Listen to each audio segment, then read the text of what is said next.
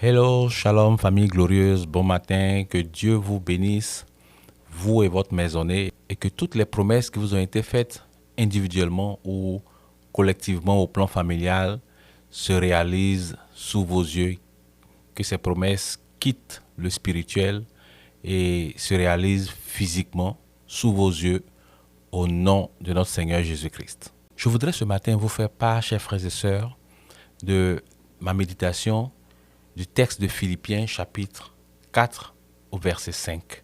Alors, ce texte, je l'ai déjà publié sur notre plateforme Famille Glorieuse sur WhatsApp. Et ce texte dit que votre douceur soit connue de tous les hommes. Le Seigneur est proche. Dans la traduction Parole vivante, il est dit ceci. Soyez aimables et bons envers tous les hommes.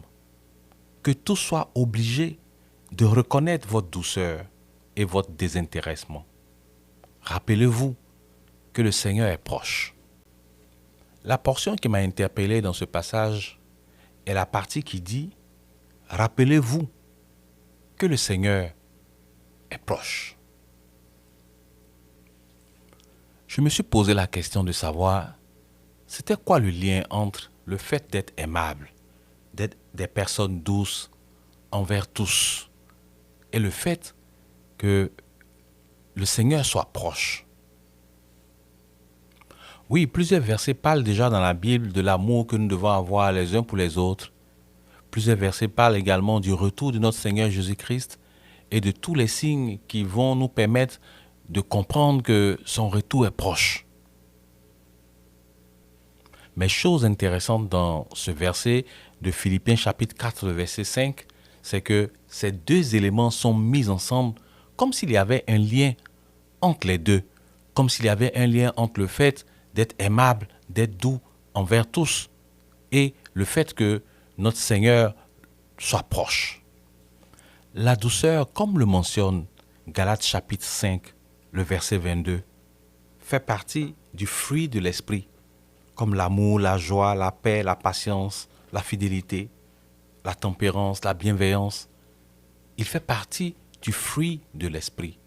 Au moment où on fait l'effort d'être aimable, d'être bon, d'être doux les uns envers les autres, envers nos frères et sœurs dans la foi, envers notre conjoint, notre conjointe, nos enfants, envers tous les hommes en général. La Bible dit que nous devons nous rappeler que le Seigneur est proche. Nous devons avoir à l'esprit, à l'idée que le Seigneur est proche.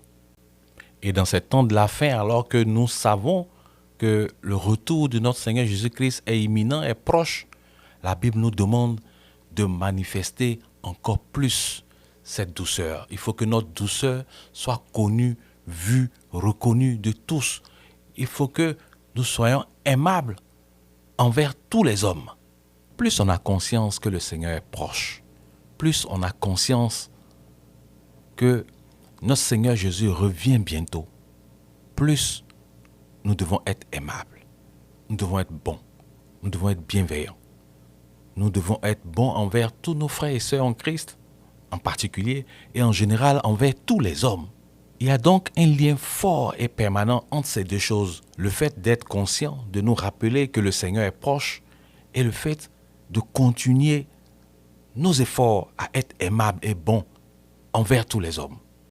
Dans ces temps de la fin, tous les chrétiens, toutes les chrétiennes devaient être des personnes qui font des efforts constants et soutenus pour que leur douceur, leur bonté, leur bienveillance soient connues, reconnues et sues de tous. Philippiens 4, le verset 5 est donc un encouragement à nous tous, disciples de Jésus-Christ, fils et filles du Très-Haut, de manifester plus que jamais ce fruit de l'esprit. En tant que famille, le premier lieu pour pouvoir exercer notre bonté, pour pouvoir exercer notre bienveillance, mais c'est dans nos familles, c'est dans nos maisons, en aimant nos conjoints et nos conjointes, en aimant nos enfants, en leur donnant la bonté, la douceur dont ils ont besoin pour leur épanouissement. Je dirais même la douceur dont ils ont droit. C'est comme si on a une plante chez nous et qu'il faudrait qu'on arrose cette plante pour qu'elle puisse s'épanouir, avoir un très bon feuillage et être rayonnant. Il en va de même pour notre famille et pour les membres de notre famille. La douceur que nous apportons à la famille est comme des ondes positives que nous faisons rayonner et qui vont donc permettre à chacun d'entre nous d'avoir l'énergie nécessaire pour pouvoir être épanoui, pour pouvoir éclore et pour pouvoir extérioriser tout le potentiel qui est enfoui en nous. Au moment où notre Seigneur est proche et que le monde entier gît au pouvoir du diable et s'enfonce de plus en plus dans le chaos, notre douceur apporte la guérison intérieure à notre maison, nous protège et permet à chacun d'entre nous d'être épanoui et d'être à l'abri de toute cette tempête qui se passe dehors. Après avoir fait bénéficier de notre douceur aux membres de notre maisonnée, il est temps pour nous d'en faire en bénéficier tous les hommes. Il est temps pour nous d'aller dehors. Il est temps pour nous de l'extérioriser et de faire en sorte que tous les hommes, toutes les femmes, tous les enfants du monde entier puissent en bénéficier. C'est bien pour cela que la Bible nous dit « Allez partout dans toutes les nations et faites des disciples de Jésus-Christ ». Dieu nous forme ainsi dans nos familles pour que, une fois bien formés, une fois bien bâtis, une fois bien aguerris, nous soyons capables de pouvoir transmettre ce que nous avons appris à l'intérieur de nos maisons, que nous puissions être capables de les transmettre à l'extérieur. Et c'est vrai que le monde a besoin de notre douceur, le monde a besoin de notre bienveillance, le monde a besoin de notre fidélité, le monde a besoin de notre loyauté, le monde a besoin de nos paroles douces. Par nos paroles douces, nous pouvons sauver plusieurs qui sont encore entre les mains du diable et qui ne savent pas à quel saint se vouer. La Bible dit que par notre belle conduite, nous allons sauver plusieurs. Plus nous sommes conscients que le Seigneur est proche, plus nous sommes conscients que notre Seigneur revient bientôt. Chers frères et sœurs, nous devons répandre autour de nous notre douceur. Et comme le dit cette traduction, parole vivante, que tous soient obligés de reconnaître notre douceur et notre désintéressement. La Bible insiste dessus parce que par cette voie-là, plusieurs personnes vont se donner à Christ. Par cette manifestation de notre générosité, de notre désintéressement, de notre amour, de notre bonté, de notre douceur, plusieurs personnes vont venir à Christ. On comprend donc que la Bible ne nous enseigne pas à être des personnes douces juste pour les membres de notre famille, juste pour notre conjointe et nos enfants, mais également pour que plusieurs soient sauvés au travers de nous, au travers de notre belle conduite. Par notre douceur, nous leur ouvrons les bras, nous leur disons que l'amour est encore possible.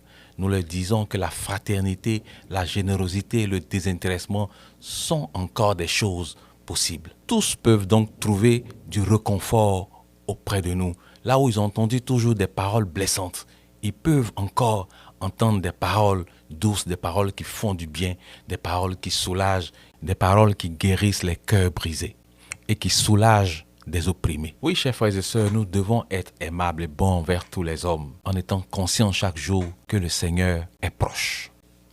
Une autre chose importante que le Seigneur me permet de comprendre en ce qui concerne ce texte de Philippiens chapitre 4, verset 5, c'est que de la même façon que d'autres personnes bénéficient de notre douceur, de notre amour, de notre générosité, il va arriver aussi un moment où nous, à notre tour, quand nous allons traverser des moments difficiles, parce que le jour du Seigneur est proche, nous aussi nous allons pouvoir bénéficier de la générosité et de la douceur des autres. Cette expression, le Seigneur est proche, doit nous rappeler à nous tous que nous allons tous passer par des tribulations. Chacun à son tour. Nous allons tous passer par des souffrances expliquées ou inexpliquées. Nous allons passer par des douleurs que nous comprenons ou que nous ne comprenons pas. Mais chacun portera sa croix. Et au moment où je suis en train de porter ma croix, au moment où je traverse des tribulations, j'ai besoin de douceur. C'est à ce moment-là que la douceur que nous avons distillée autour de nous nous reviendra aussi à nous. Parce que nos frères et sœurs qui ont été l'objet de notre douceur vont se rappeler de notre témoignage d'amour à leur égard. Et quand nous allons traverser ces situations, également feront montre de douceur et d'amour à notre égard. Ce n'est donc pas peine perdue dans ces temps de la fin d'être des personnes qui continuent d'aimer, qui continuent de parler avec douceur, qui continuent d'encourager, qui continuent de bâtir les autres, qui continuent de faire en sorte que l'amour fraternel soit encore possible dans nos familles et dans nos communautés. La Bible dit que dans les derniers jours, nous vivrons des moments décisifs et durs. Quand le Seigneur se rapproche, quand on sentira que très bientôt notre Seigneur viendra, nous vivrons des moments décisifs et durs.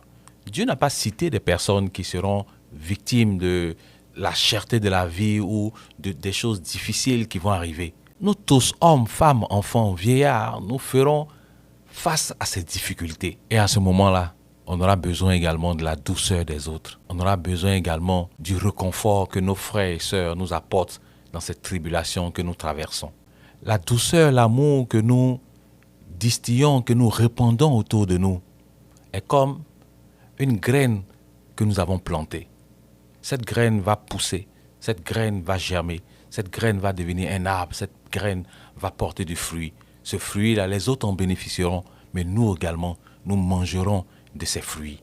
Pour terminer, chers frères et sœurs, je voudrais vous dire que plusieurs choses peuvent nous irriter, peuvent nous refroidir, peuvent nous rendre amers, peuvent nous rendre durs, sévères, intraitables, impitoyables. Mais nous ne devons pas oublier que c'est un ordre du Seigneur, que nous soyons des personnes douces, des personnes bienveillantes, des personnes agréables à vivre.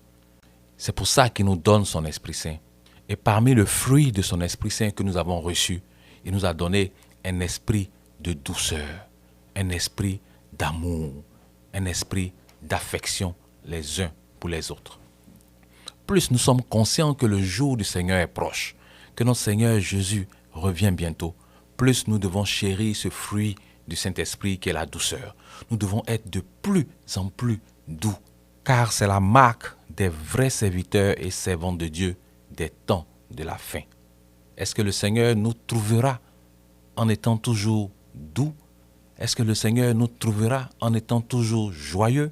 Est-ce que le Seigneur nous trouvera en train de prendre soin de la veuve, de l'orphelin, en train d'aimer nos frères et sœurs, comme il le demande dans sa parole? Il dit, à ceux-ci, tous sauront que vous êtes mes disciples, si vous avez de l'amour en vous, si vous êtes doux les uns pour les autres. Sur ce, je voulais vous souhaiter une très très bonne journée. Et puis, on se revoit bientôt pour une autre exhortation. Que Dieu vous bénisse.